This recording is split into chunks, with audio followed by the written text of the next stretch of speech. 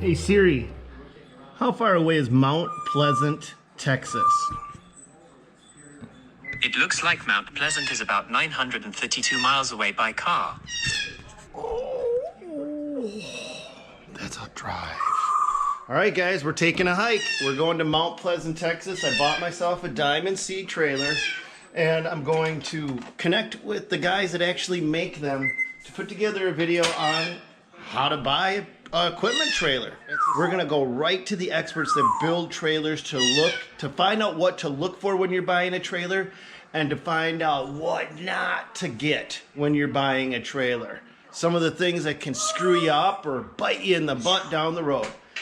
Speaking of the road, let's go hit that right now.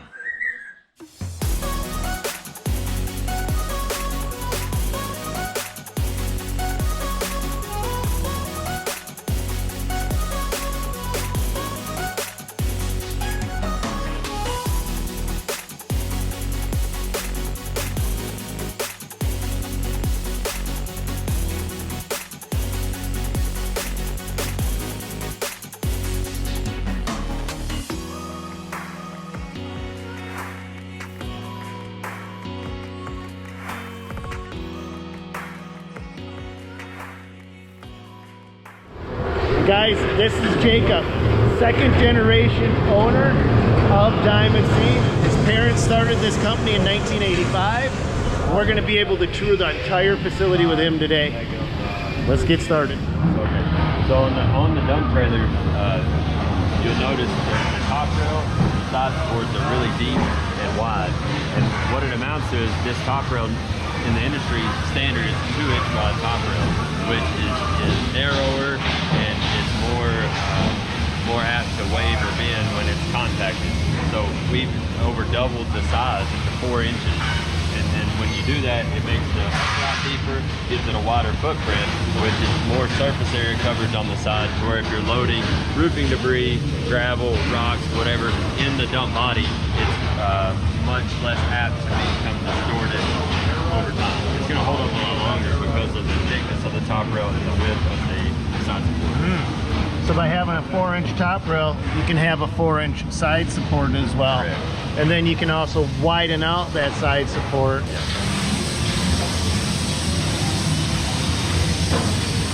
What I was going to show as well, so a big difference is in flooring as well on dump trailers. They'll have the seams where the sheets, because there's not a sheet wide enough that you can possibly bend a complete unibody. There's got to be seams there. And so over the years, we've learned that seams in the corners are bad, because if they're in the corners, they're less apt to be kept cleaned out. It's a habitat for rust to set in, and so you don't want seams in the corners. And so over time, we've said, well, the seam needs to be out in the middle, but we don't want to butt the sheets together. So you'll notice there's an overlap in the seam right here. That's where the two sheets, the floor sheet is sitting on top of the side sheet. The purpose of the overlap is Oh crap, that's not a little overlap, that's a lot of overlap. 10 inches, 8 inches. So what it is it's double thickness there. You can throw squares of shingles off the roof and over years and it's not going to distort the body.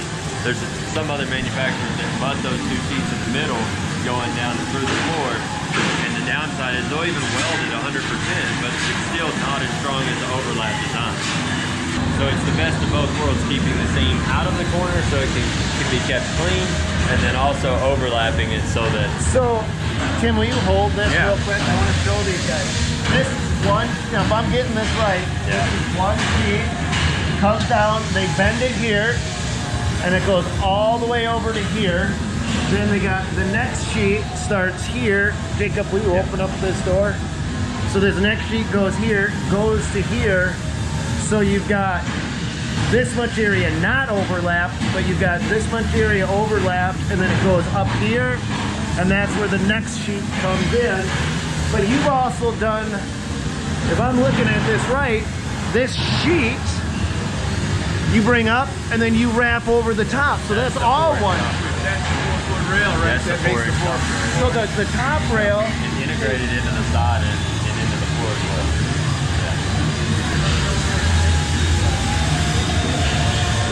I love learning. I love learning. Stuff you don't normally pay attention to when you're... You don't know. No. I mean, if I was looking at a trailer, I would have never even gone, what's the benefit? Oh yeah, I don't know. I don't know what the actual benefit is. I don't know. I've owned 20 plus trailers. Because you don't get, if you don't live and breathe trailers, you don't know this stuff.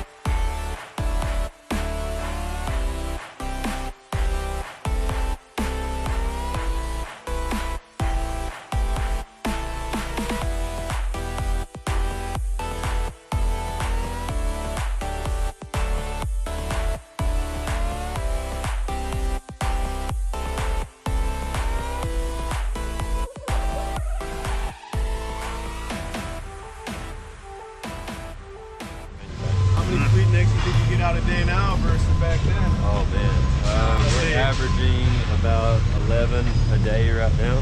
How many trailers are you building like total at your shop? No. Oh, depending on the product mix, you know, it makes a big difference.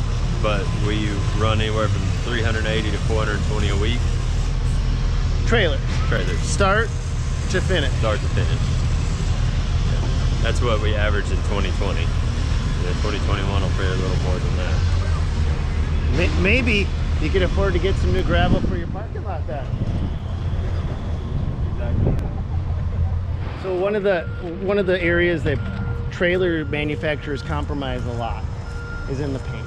And that's one of the things that you just can't see, right? Right. When you go to buy it, they all look sparkly, clean, new, and good, but the process underneath is the big difference. Whether that trailer stays looking that way in 2 or 3 years, especially in harsher conditions like where we're from, trailers look like they have cancer or leprosy really fast. So what do you guys do to keep that from happening? We invest in the total process. We put a sticker on our trailers that says DM coating system, and that's more than just the powder that we spray. It's more than just the preparation process. It's all of it combined.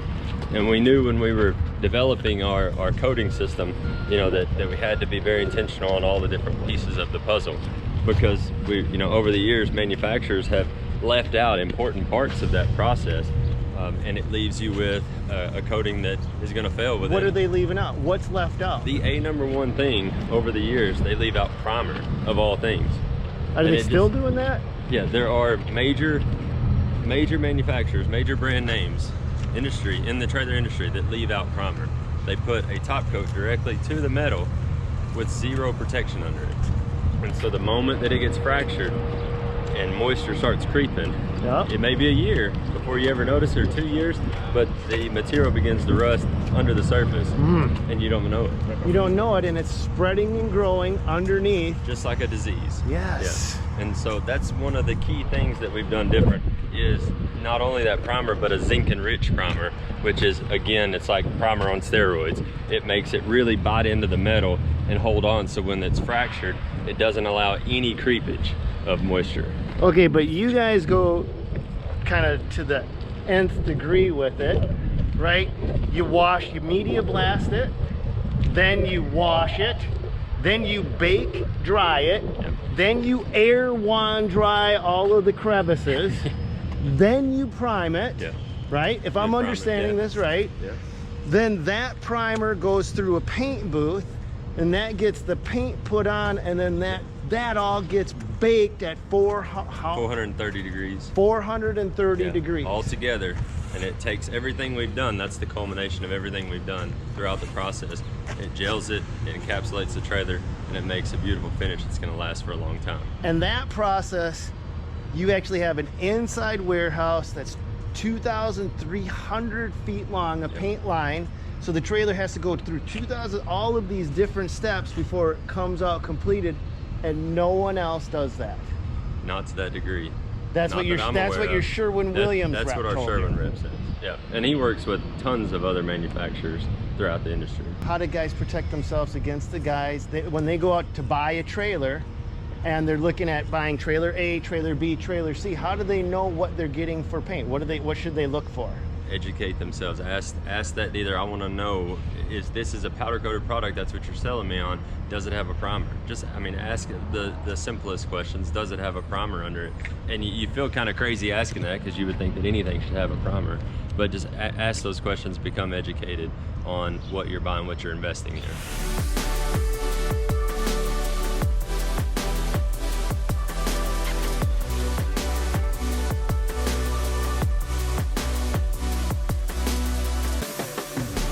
So media is just like, you've heard sandblast. Everybody knows what sandblast is pretty well. But instead of sand, we use a steel shot, which is way more aggressive.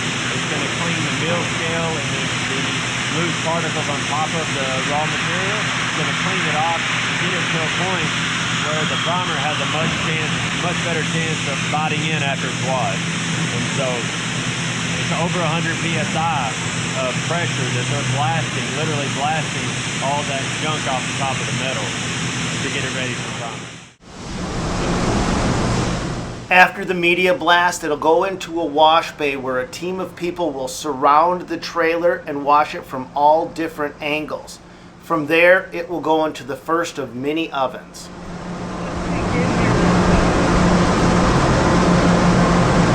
Have a camera, we'll travel.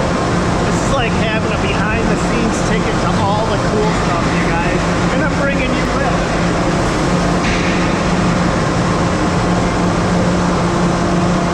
Check here to see what blast maybe you didn't get. They're doing a hand check for BBs and things, and then it's going into a 5-stage wash system. It's a very important stage in that.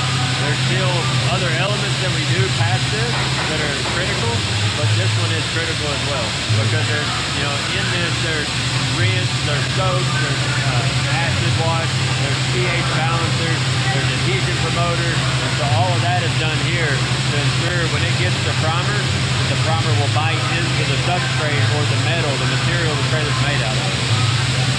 So that's oven number 1. How hot is that oven? This one's only about 300 degrees. That's just a drying oven? Yeah, it's just a dry oven. Just to make sure there's no water, nothing on it. It's getting 95%, 98% of the moisture. You'll see right here they got air wands that they're getting in the cracks and crevices. So.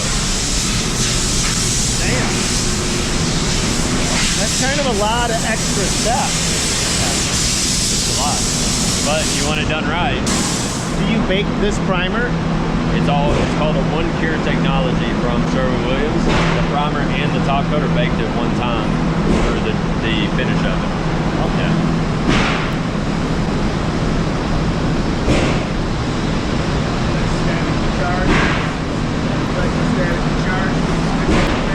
He makes a good point that all the trailers have a charge put to them, to where that when the powder comes out of the gun, it's basically, for lack of better words, it's sucked to the metal. So it makes it stay. It gets it in the places it needs to be. It's called electrostatic application. Electrostatic application. See, Tim, you were worth bringing along after all. When you think about it, that's an oven. That's an oven. That whole thing is a gas-fired Can you guys imagine what the gas bill, if you guys own this oven, what do you think it would cost to run? Holy crap. So how much money would it cost to run an oven like that? As he rolls his eyes, he goes, a lot. Top secret. A lot. Top secret. All right, which way do we go?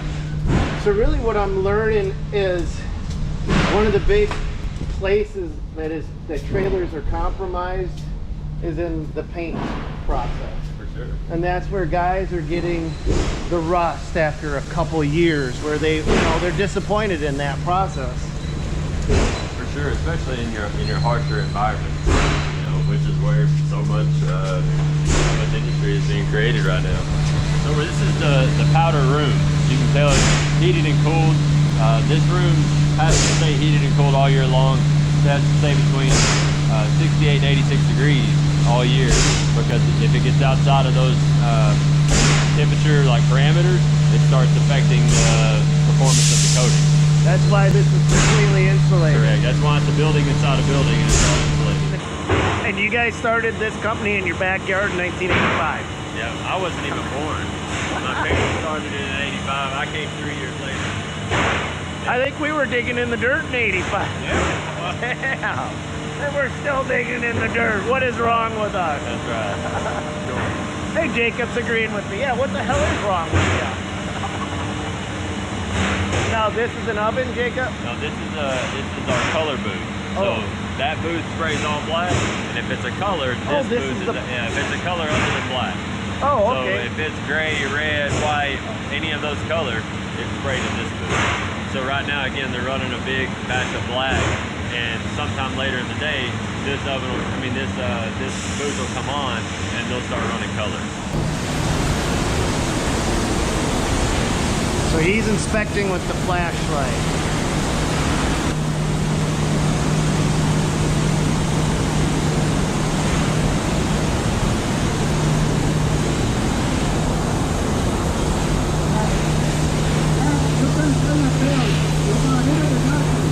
A little bit darker, okay. Well, It's like we're talking to Kenny from South Park. yeah.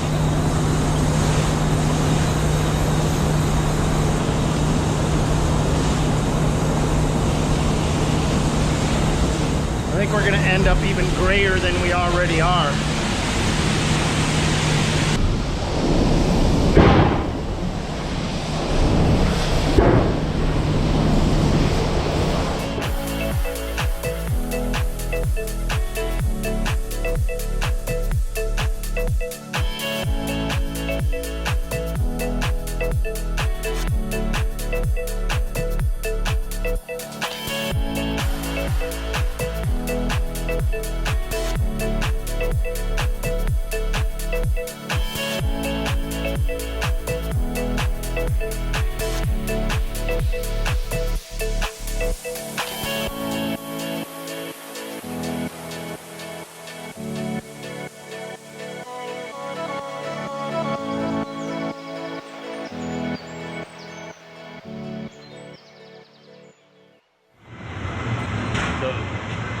We'll see is this oven is the final cure oven. 165 feet long, 430 degrees. What we saw that top coat going on, now it will travel through this final cure oven, and everything we've seen be done, all the processes will culminate to the end result in this cure oven. It takes everything that's been done and it gels it, it solidifies it, it cures it, and when it rolls out the end of this door, they're attacking it to do all the finish work. Hanging axles, plots, wiring, stickers, all of that is done pretty well immediately once it comes out, because it is finished cured 99%. Pretty awesome to see the pride and the care they put into what they're doing in the paint job in here, man. Yeah. Yep. And even just talking to the guys. Yep. What was that guy saying? Jose. You made his day? Yeah, Jose? Hey, he's a cool guy, man. Yep. Why? What did he say to you? Well, I said, you guys really do a good job here. He goes, thanks, man. That made my day. You know, Dick's just proud of what he's doing. Proud of, yeah. Yeah. It seems like everybody here is just, they're happy. Like when you're not, maybe you guys don't see it on camera. They're dancing, they're laughing, they're having fun. I mean, yeah. Music going on. Yeah. It's different music all over. Yeah. It gets you in the Yep. Now, all of these trailers on this line just came out of the final bake oven, and now they're getting all of the wiring done, the axles hung, and the finished detail work completed. Oh, Pretty this much. is the wiring section. Well, yeah, it's everything. The axles are hung while it's moving, lots, wiring, stickers, everything except for flooring is done on the line. So when it gets to the end here in a minute, the idea is it lands on its tires, and the only thing left is if it's got to get a floor put in it, it gets a floor put in it over to the side. But other than that, it's pretty well ready. Like they've already ran brakes, they've tested lights, everything is pretty well done moving on the line.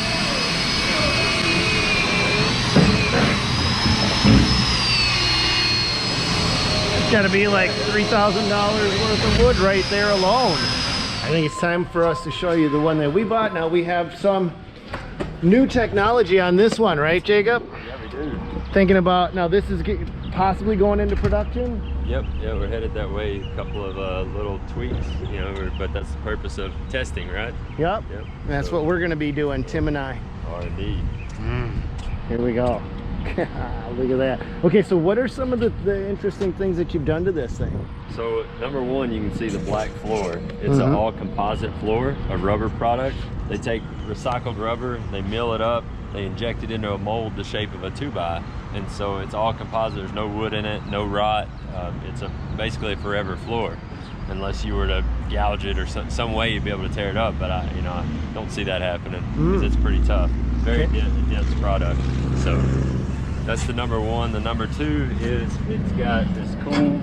There, look up there. A little pop-up winch. So it's a hideaway winch. You know, a lot of times winches today, they take up bed space, right? They're in the way. If you're loading materials, whatnot, they're sticking up in the way if they're hard mounted. And so in this case, you can pop up the winch when you need it. If you need to pull up downed equipment, Oh boy. say a dead skid steer, scissor lift, whatever, you pull it up. And then when you don't need it and you're doing general work, put it down, lock it away, it's out of the way. And nobody sees it. Nobody sees it. It's out of sight, out of mind. Absolutely. That's so clever. As soon as they see it, they want to steal it, at least in our neck of the woods. A couple other features, the HD V-tongue lid is popular, which is this area. It's huge storage space inside, straps, chains, boomers, things like that. That is massive. But it's also extended deck space. So you can actually use this if you're hauling long material that needs to stretch. You've got this, what would be normally void space on the tongue. Yep. You've got extended deck space. Huh. So, Huh. Fit the beak right up there. Or anything. box, generator, Yep. gas cans, you name it. You can put it up there, you can tie down to it. So How about these max ramps? Can you walk me through these?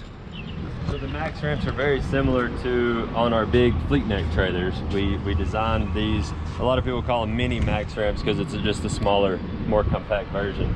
But it allows you to have your full 20-foot length of deck space if you need to haul long material. I was just gonna say, From these ramps have now extended. For sure, from here to the front of the black is 20. And so you've got plenty of space for hauling long material to a job site or whatnot. But then also, if you need to haul a machine,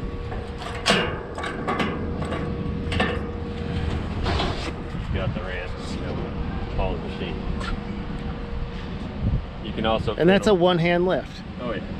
You can also pin them in the upright position. If you have a truck maybe that needs to hang over, can't flip the ramps all the way, you can pin them right there. There's a bar that goes on there, you can pin them. That's how well the max ramps are balanced. They have a two-part hinge system, one inside the body and one outside the body. That way it balances it to where there's no, it's a lot less chance you're gonna drop it on yourself. I mean, it's just a lot easier when you're doing this day in and day out. It makes it a lot easier on the guys running the equipment on their back. Oh God, yeah. You just flip it If back. these guys watching want any of these options, what would they do? How would they get them? If they want this, try this floor, or they want that hidden winch system, what would they do? So a lot of the things on this one, the max ramps, the heavy duty fenders, we haven't talked about those, but those are all options available on our website where you can go on and build your own LPX. This is a model LPX. You can go on and build it in, you know, hundreds of different configurations. Some of the prototype stuff is coming to market soon. So we'll be launching those here before long. The actual option for the Shelby floor, which is the composite floor, or the winch pop-up, those will be coming soon. What did you say about the heavy duty The fenders? fenders? Yeah. So these are an option. This is a 3/16 fender instead of the normal industry standard 14 gauge. That is our standard fender, but this is a 3/16. So, I mean, it's crazy strong. You can hit it with the bucket. You know things in the construction world that happen. You know, but this fender won't go anywhere. What axles are these? These are 7,000-pound Lippert. They're torsion disc brake axles. Okay. So yeah, we went with torsion instead of the normal spring suspension. The warranty on the torsion's twice as long. Rides a smoother ride, better ride, and you don't have near as many wear points like you do with spring axles as far as bushings and equalizer and things like that. So there's no equalizer between the axles.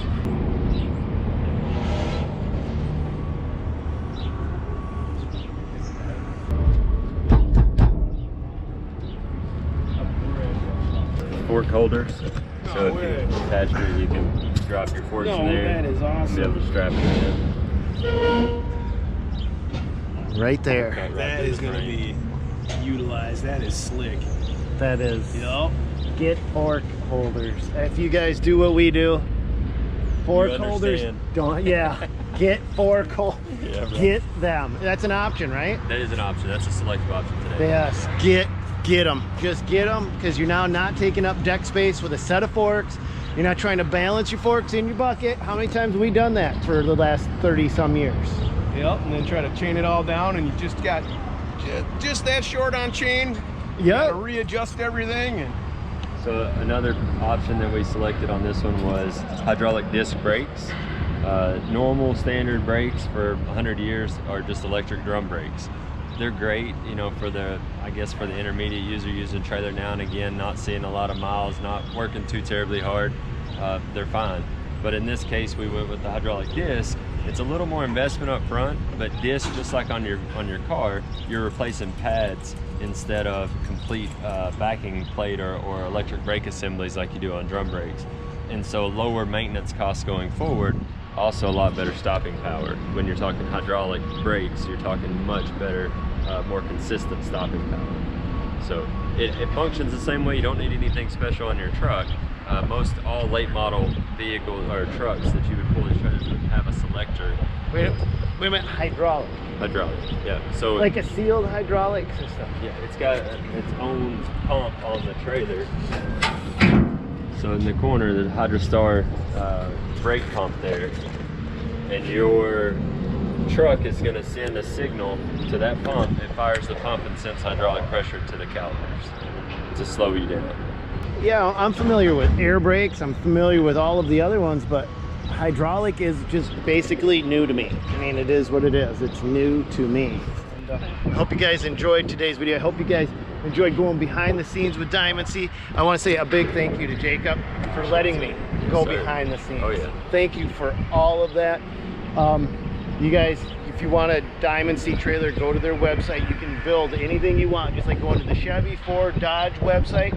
You go to the website and you can custom build any kind of trailer you want and order it, right? For sure, you can build it on the website. You can send up to 3 dealers to get quotes back, and so on your specific build, and then you choose the dealer you want to work with, and they can order it for you. Perfect. All right, that's our video for today. Thank you, Jacob. Appreciate it. Tim and I got a long hike home. Hope you guys enjoyed this ride with us. It's actually been a pretty fun road trip, hasn't it? yeah. All right, we'll see you guys on the next video. And what do we always say? God bless and go get them. Catch you next time, guys.